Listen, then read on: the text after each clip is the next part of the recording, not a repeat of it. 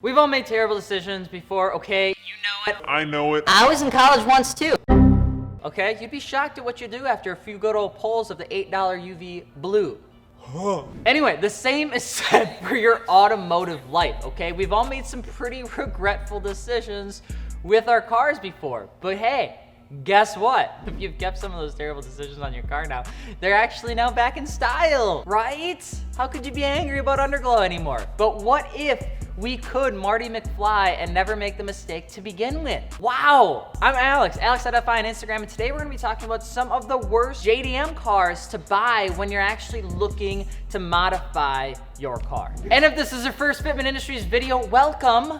Hello, don't forget to subscribe so we can keep making banging videos like this. And of course, it helps us continue to fuel our addiction to making videos. And if you're looking for aftermarket wheels, tires, or suspension, be sure to check out fitmentindustries.com, where we literally have it all, okay? Why wait for your tax return to spend your money when you could just spend it now with 0%? Either way, I just get really excited, okay? And if you guys are looking to win a free set of wheels, we actually partnered with Kansei wheels again. They were the first ones we partnered up with back in the day, and we're bringing it back for 2020. If you want to pick up one of these sweet t-shirts, it's pretty sweet. Picking up a t-shirt gets you automatically entered in to win. So you could buy a set of wheels and also win another set of wheels. Get yourself a drift set and get yourself a normal set. Anyway, let's get into it. When we say worse, we just mean that they have a tendency to be problematic, okay? Parts are hard to source, or they just aren't too much fun to drive and own versus how much you're paying to make it happen. Sometimes, truth be told, there are some cars in the world that aren't actually fun to drive at all. So that being said, one of the first cars out of the gate would likely be the Subaru SVX. Now,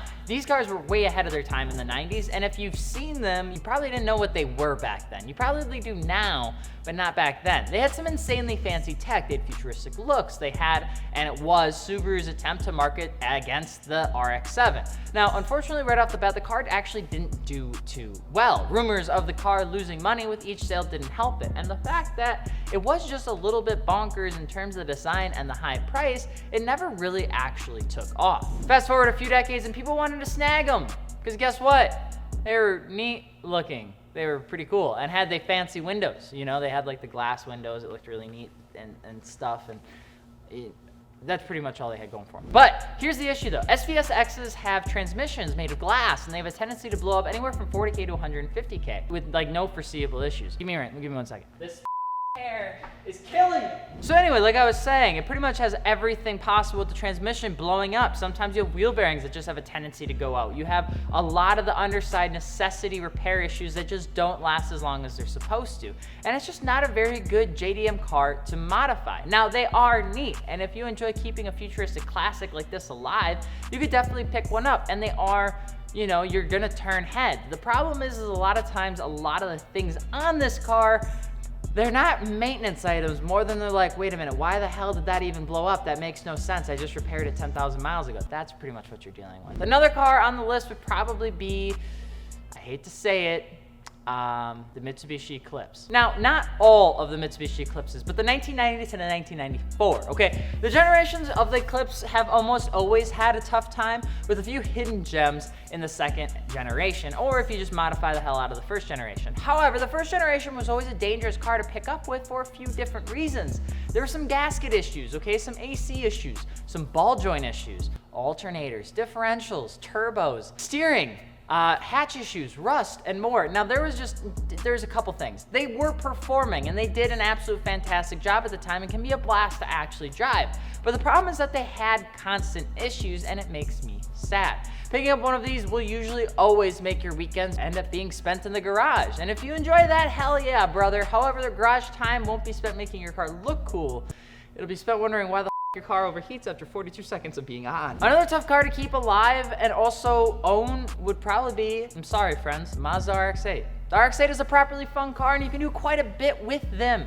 But like we've talked about before, RX8s and RX7s are like people that prefer film photography versus digital photography. The difficulty is what makes it worth it, but it is a difficult thing to do, okay? The RX8 is exactly that. The RX8 is a tough little car to own and a little tougher to love, okay? Because the heart of those cars the rotary Wankel engine can be tough to keep alive because they consistently just try to off themselves. Lack of oil pressure a lot of the times results in their log off procedure, okay? It's not the worst car to own, but it's definitely not fun if you're jumping into it as one of your first cars, as you end up dumping a ton of money into the car for a shop to repair it constantly.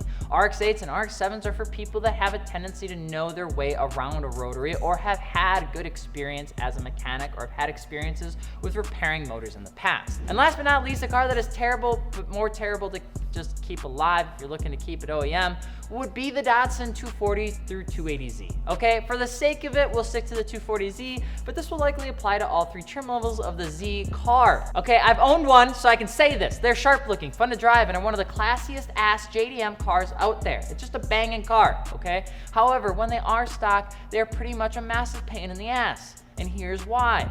The Datsun engineers, I think, assembled their wiring harness with a blindfold on. Because of the way that they did it, they're constantly asking for an electrical fire. An electrical fire. An OEM electrical fire, okay? The fuses could be blown and you wouldn't even notice. The R180 diffs can be problematic because they just have a tendency to blow up because they put all of their money into the R200 diff that can handle like 1,000. The inline 6 is like a 6-year-old that hasn't slept in 4 days and you're trying to get it to eat its vegetables in a public restaurant. It just doesn't want to behave. Not that it couldn't, just it doesn't want to. Pair that with the fact that Datsun's supply shops left and right are slowly closing down due to the declining support in the aftermarket scene, and you may find yourself sourcing a lot of the parts that you need to keep a Datsun alive from the junkyard versus online, which can be a little bit of a pain. Buying them hasn't always been fun either, as they've appreciated in value and you're looking for stock parts or stock cars. They're really not super duper worth the price that you're now paying for them unless you plan on modifying a clean platform. The Datsun 240, 260, and 280Z are some of the classiest and most iconic JDM cars out there right now. But when you go to pick one up stock for stock, they are a doozy of a car. And a lot of times you can find yourself repairing them minutes before a car show, minutes before a cruise, minutes before taking across the city, or minutes before taking it across the state to Appleton to go to a car show when you're going down 41 and all of a sudden your transmission just decides to take a poop. So then you take it home and then you find out that you replaced the transmission. So then you go and you take her for a drive and then you realize that, you know, one of your fuses has been blown and just decided to melt your entire half of your wiring harness without actually letting you know. But somehow, miraculously, your turn signals still worked for some reason, even though now they look like a bloated Chewbacca. And then you're just trying to figure out, how did you make it this far? You know, how did you make it this far in the build? You have no idea, but you're so far in, you don't even know what's going on anymore, so you never drive it anymore. People give you crap for not driving it, but hey, you post pictures up every once in a while. It's pretty fun. You put a video or two on TikTok. Next thing you know, you sold it. Everybody's wondering why you sold it. Secretly, deep down, you wish you kept it, but honestly, you know that if you had that car still, if it didn't start on fire, you probably would have started it on fire. Anyway, what do you guys think are some of the worst cars, JDM cars to own? It's not like I'm talking from any past experience at all whatsoever. Let us know in the comment section below. And if you're looking for aftermarket wheels, tires, or suspension, be sure to check out fitmentindustries.com, where we literally have like everything. I wish I could go into a list of all the stuff that we have, but it's a lot, okay? I'm Alex from Fitment Industries, and of course, Kansei giveaway is live. There'll be a description link below if you want to pick up a t-shirt. Gets you automatically entered in to win a free set of Kansei wheels. We will see you later. Peace.